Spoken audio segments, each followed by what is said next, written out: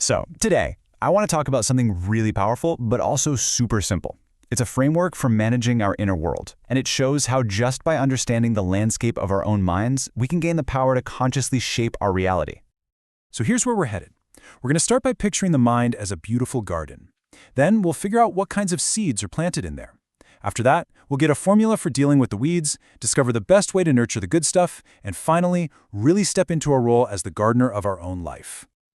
All right, first up, let's dive into this really beautiful idea of our inner garden.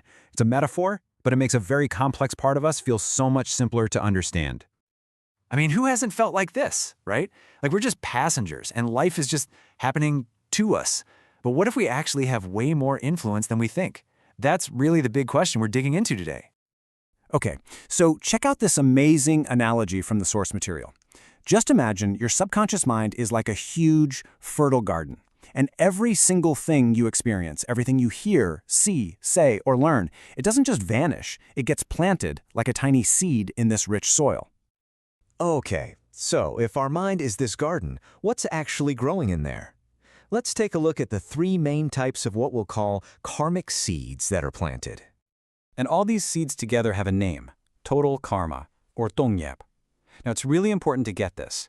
This isn't about good versus bad, or reward and punishment. Think of it more like an inventory. It's just the sum total of every seed planted from all of our experiences. And these seeds, they basically fall into three main buckets that pretty much shape our whole reality.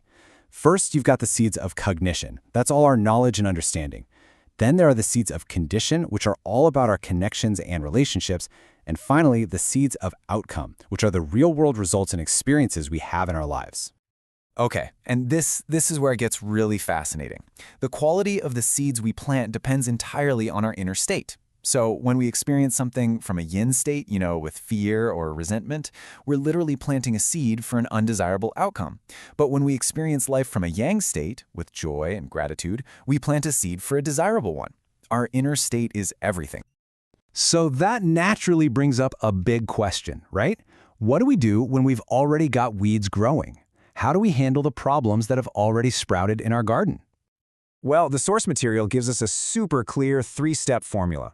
First up, know and receive in joy. Basically, this means just accept what's happening, but do it from a calm, balanced place. That alone stops the negative cycle in its tracks. Second, practice tolerance. Let go of resentment and see that other people are just part of the process. And third, find gratitude. Look for the lesson, even in the tough stuff. This doesn't just get rid of the weed, it plants a beautiful new seed in its place. But it's not just about pulling weeds. We can actually get proactive here and start nurturing the seeds we want to see grow. This is where we go from being reactive to being truly creative. And the secret to doing that, well, the source calls it the three core mentality roots. And you can seriously think of these as the sun, the water, and the best organic fertilizer for your garden. They're the energies we can choose to bring in on purpose. And check this out. This shows you exactly how it works. It's like a perfect lock and key. When you cultivate a state of joy, you activate your seeds of cognition, your wisdom. When you practice tolerance, you directly nurture your seeds of condition, improving all your relationships. And when you live in gratitude, you activate your seeds of outcome, literally attracting the results you want. Each one has a specific job to do. And the real magic here, it's all about consistency. When you keep watering your garden with joy, tolerance, and gratitude, you change the whole environment. It's like if you keep watering your favorite flowers, what happens? They thrive. And the weeds, well, they get starved of light and water and they just fade away. Which brings us to the final and honestly, the most powerful piece of this whole puzzle. Because knowing about the garden and the seeds is great, but realizing that you're the one in charge, that changes everything. I just love this quote from the source material. It really brings it all home. The field is already there. It's full of potential. But we're the ones holding the watering can. Our mentality, that joy, tolerance, and gratitude, is the pure water and fertilizer that lets us intentionally grow an abundant, amazing life. So I'll leave you with this question to think about. You're the gardener. You've got the watering can of your attention and your energy in your hand right now. What seeds of knowledge, of connection, of beautiful outcomes are you going to choose to water today? The choice, as always, is yours.